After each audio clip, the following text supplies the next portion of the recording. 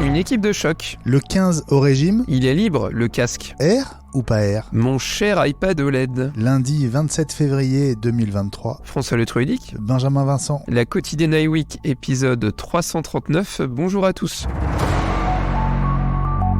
Si la mesure de glycémie arrive sur la prochaine Apple Watch en septembre, ce sera grâce à eux, les quelques centaines de membres de l'Exploratory Design Group, une équipe qui fonctionne comme un mini Apple en mode start-up chargée d'explorer de nouvelles pistes et de nouveaux produits. Mark Gurman en dresse le portrait dans sa newsletter dominicale Power On. Le groupe XDG serait plus petit en taille que le Special Project Group qui planche sur l'Apple Car, lui-même plus petit que le Technology Development Group qui travaille, François, sur les casques et lunettes de réalité étendue. Ça en fait des petits groupes de travail indépendants. C'est vrai que l'article est particulièrement intéressant. Ça permet quand même de pénétrer un petit peu à l'intérieur d'Apple. C'est assez surprenant et en même temps c'est plutôt logique. Peut-être que enfin Apple aussi s'est décidé à scinder peut-être un peu plus les groupes et puis surtout à isoler. Moi je reste persuadé qu'en petit groupe on avance plus vite qu'en grand groupe pour la simple et bonne raison, c'est que quand c'est des grands groupes souvent ça a tendance à se diluer et le fait que ce soit des petits groupes de travail comme ça, à mon avis ça permet d'être plus efficace, un peu à l'image du projet Macintosh. Je sais pas si tu t'en souviens, mais à l'époque du premier Macintosh, il y avait le petit groupe qui bossait à part et qui avait été... Steve Jobs avait fini par aller travailler là-bas d'ailleurs. Je pense que tu t'en souviens en particulier, on l'avait vu dans les films. Et puis surtout, ça montre l'importance de l'Apple Watch et du côté santé. On sent vraiment qu'Apple souhaite améliorer les choses et le rendre le plus efficace possible et surtout accompagner des gens qui auraient ce type de problème. Quand on voit déjà ce qu'il y a aujourd'hui, le taux d'oxygène dans le sang, tous ces éléments-là qui sont des petits indicateurs qui, on le sait déjà, sauvent des vies. Et je trouve ça... S'ils arrivent à faire ça aussi, ce serait quand même un gros progrès.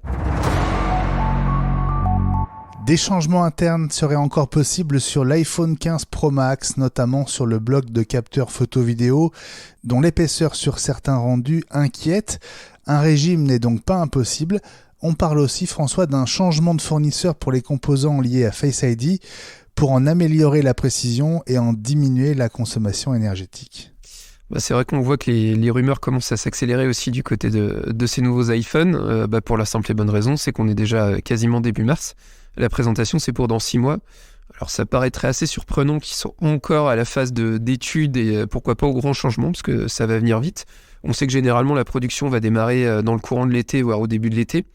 Maintenant, c'est vrai que moi, c'est un peu le reproche que je ferais à tous les derniers iPhones, c'est que ça a eu tendance à beaucoup grossir, surtout du côté des iPhone Pro. C'est vrai quand on voit la proéminence des blocs optiques et autres, moi je trouve ça plutôt intéressant qu'on arrive à s'affiner un petit peu.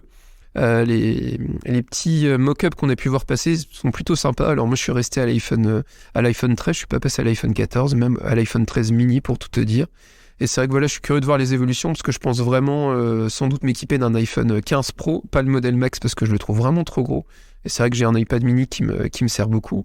Mais ça paraîtrait intéressant et puis on sent vraiment de la part d'Apple depuis quelques années qu'il y a une volonté d'améliorer la consommation énergétique et d'avoir des téléphones qui tiennent plus longtemps en batterie, parce que c'est quand même un des gros reproches qu'on avait fait à l'iPhone depuis très longtemps. Donc voilà, si plus d'autonomie c'est encore mieux. Alors après le problème de l'iPhone 15 Pro Max c'est qu'à mon avis le prix va être sans doute encore plus important au mois de septembre, mais ça reste pour moi un iPhone de niche. Le retard du lancement du casque de réalité étendue d'Apple aura peut-être au moins un avantage. Selon Mark Gurman, finalement, il ne nécessitera pas d'iPhone pour son paramétrage ou même pour le faire fonctionner. On s'orienterait donc plus dès le lancement vers un casque autonome qui n'aurait besoin d'aucun autre appareil Apple pour marcher. Alors ça, ce serait une vraie surprise pour moi, parce que c'est vrai que dans les premières rumeurs qu'on avait entendues, c'était quand même très dépendant soit d'un Mac, je ne sais pas si tu te souviens, ça avait été évoqué, soit d'un iPhone. S'ils arrivent à le rendre complètement autonome, moi à mon avis c'est le prix qui me fait un peu peur, parce que le fait qu'il repose en particulier sur un ordinateur de bureau ou sur un iPhone, ça aurait pu permettre de mettre moins de composants. Je pense que le prix va vraiment faire mal. Maintenant, je pense que c'est aussi un moyen pour Apple de toucher des consommateurs qui n'ont peut-être pas d'iPhone, qui n'ont peut-être pas d'appareil Apple. C'est vrai que quand je vois l'Apple Watch, une Apple TV, ce genre de choses, on gagne en facilité quand même à le paramétrer, mais tous n'ont pas besoin d'avoir un iPhone. Finalement, ça paraîtrait plutôt logique. Maintenant, moi, ce qui m'interloque le plus et ce qui m'inquiète, c'est l'histoire du prix. Parce que quand on voit le prix des iPhones, quand on voit le prix des Mac aujourd'hui, c'est vrai qu'on voit les prix circuler à 2500-3000 euros. Je pense vraiment que ce sera pas un produit grand public. Ce sera vraiment orienté vers soit des gros fans avec des moyens, soit des professionnels. Mais une fois de plus, c'est l'usage qui créera l'intérêt aussi, je pense. Chaque jour qui passe nous rapproche un peu plus probablement de l'annonce du MacBook Air 15,5 pouces prévu pour le mois d'avril. Et on a des précisions sur ses caractéristiques. Il s'agirait d'abord bien d'un écran LCD et non OLED. On parle effectivement d'un MacBook Air 13 pouces OLED, mais il serait pour l'année prochaine. Le nom de ce 15,5 pouces n'est pas certain. Il pourrait faire revivre la marque MacBook en se positionnant entre la gamme MacBook Air et la gamme MacBook Pro. L'autonomie pourrait atteindre 20 heures contre 18 heures sur le modèle 13 pouces. Wi-Fi 6E et Bluetooth 5.3 seraient aussi de la partie, comme sur les nouveaux Mac Mini. MacBook, le retour du MacBook. Je t'avoue que ça me laisse un petit peu dubitatif. Je trouve que ça manque de cohérence tout ça. Moi, c'est vrai que cet ordinateur-là, je l'aurais bien vu appeler MacBook Air pour une simple et bonne raison, c'est qu'au niveau de la gamme, on aurait eu le MacBook Air 13 pouces, le MacBook Air 15 pouces, le MacBook Pro 14 pouces, le MacBook Pro 16 pouces, et j'aurais trouvé ça complètement cohérent. Moi, c'est vrai que ce MacBook Air 15 pouces, je le voyais vraiment comme un gros MacBook Air 13 pouces. S'il me chope le nom MacBook, ça risque de complexifier encore la gamme. On va se retrouver comme sur l'iPad, en fait. Je trouve ça un peu dommage, parce que pour moi, c'est un modèle qui a vraiment une place dans la gamme, parce que c'est vrai qu'aujourd'hui, les gens qui ne veulent pas de modèle Pro, ils sont obligés de prendre du 13 pouces. Et c'est vrai que certaines personnes pourraient avoir un intérêt à avoir du 15 pouces. Donc, pour moi, il y a une vraie logique à sortir ce modèle-là. Maintenant, une logique à sortir ce modèle-là, mais qui s'appellerait MacBook Air et pas MacBook. Alors, tu vas me dire, je joue sur le nom, mais quand même. Et puis, le côté OLED, ouais, on sent qu'il y a une volonté d'arriver à de l'OLED, mais à mon avis, je le verrai peut-être plutôt sur les MacBook Pro d'abord, avant les MacBook Air, parce que c'est quand même une techno qui vaudra assez cher, et le MacBook Air reste quand même le MacBook d'entrée de gamme chez Apple. Et donc du coup, un MacBook Air OLED 13 pouces, à mon avis, ça arrivera plutôt après un MacBook Pro OLED. Maintenant, je suis curieux de voir ce modèle, parce que moi, ça peut être intéressant, je pense, pour tous les gens qui sont fans d'ordinateurs portables, et qui ont envie d'avoir un grand écran. Parce que c'est vrai qu'un écran 13 pouces, ça reste petit quand même. Et puis attention à l'inflation sur les futurs iPad Pro à écran OLED. Ces écrans coûteraient 2 à 3 fois plus cher que les références actuelles, jusqu'à $350 pour un 12,9 pouces. Samsung serait en train de les mettre au point. BOE, de son côté, a été exclu du marché par Apple il y a 4 jours. Ouais, alors c'est ce qu'on disait tout de suite, c'est vrai que on s'attend vraiment à avoir des ordinateurs et des tablettes avec des écrans OLED. Maintenant, le coût, ça peut...